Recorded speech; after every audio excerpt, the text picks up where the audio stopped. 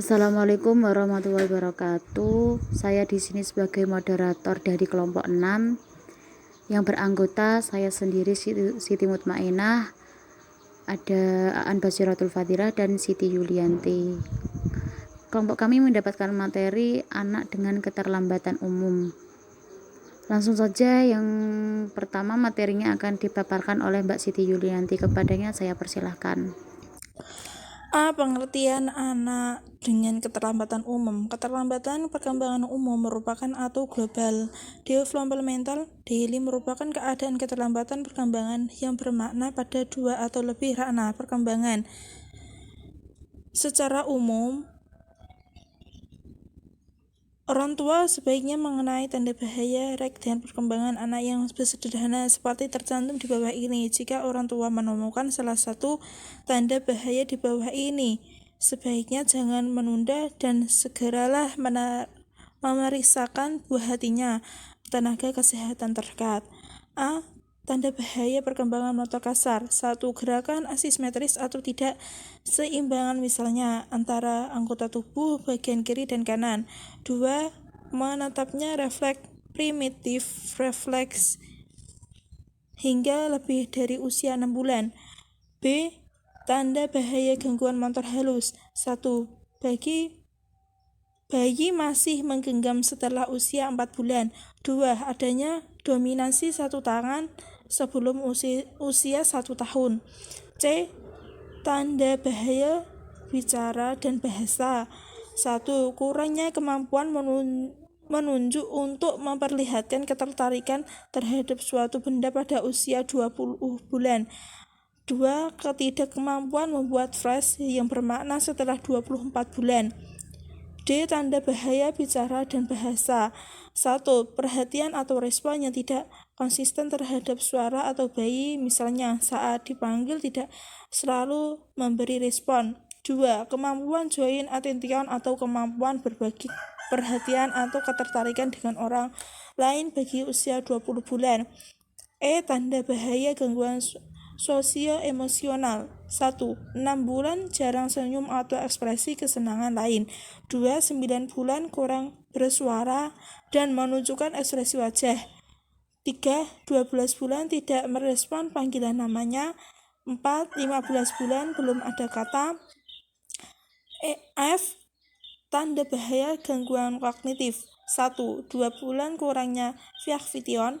2. 4 bulan kurangnya kemampuan pada mengikuti gerak benda.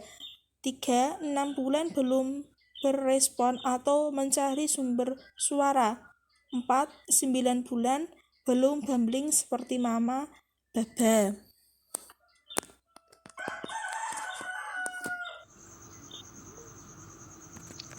Jenis-jenis anak keterlambatan umum. 1. Keterlambatan anak lambat belajar. Keterlambatan anak lambat belajar atau slow learners adalah anak mengalami keterlambatan perkembangan mental secara utama memiliki kemampuan belajar dan penyesuaian diri karena punya IQ sedikit di bawah normal, yaitu di antara 70 sampai 89, sehingga membutuhkan waktu yang lebih lama dan berulang-ulang untuk menyelesaikan tugas-tugas akademik dan non-akademik. Faktor penyebab anak keterlambatan umum itu ada 4. 1. Kemiskinan. 2. Faktor kecerdasan orang tua dan jumlah anggota keluarga. 3. Faktor emosi. 4. Faktor pribadi. Karakteristik keterlambatan anak umum, yaitu A. Keterbatasan kapasitas kognitif membuat anak lambat belajar mengalami hambatan dalam proses pembelajaran. B. Memori atau ingat rendah. C. Gangguan dan kurang konsentrasi. D. Ketidakmampuan mengungkapkan ide. Keterlambatan kognitif. Keterlambatan kognitif merupakan keterlambatan yang dapat mempengaruhi fungsi intelektual, mengganggu kesadaran, dan menyebabkan kesulitan dalam belajar.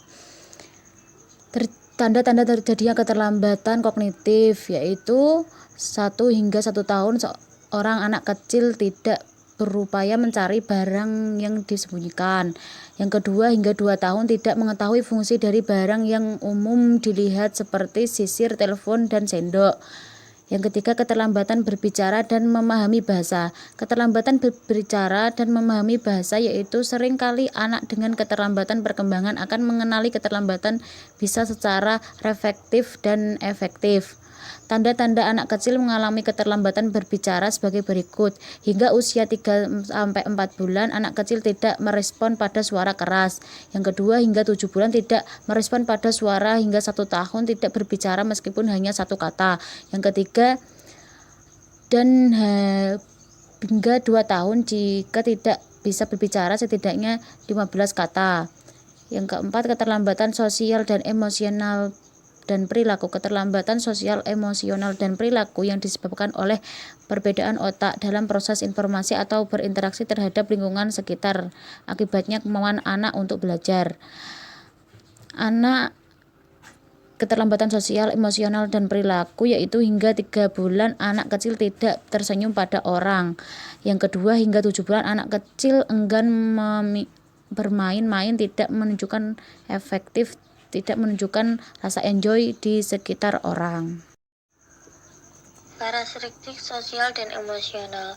A. Kelainan bahasa, kesulitan dalam pengembangan bahasanya yang berdampak pada kemampuan dirinya untuk berinteraksi baik dengan teman-temannya.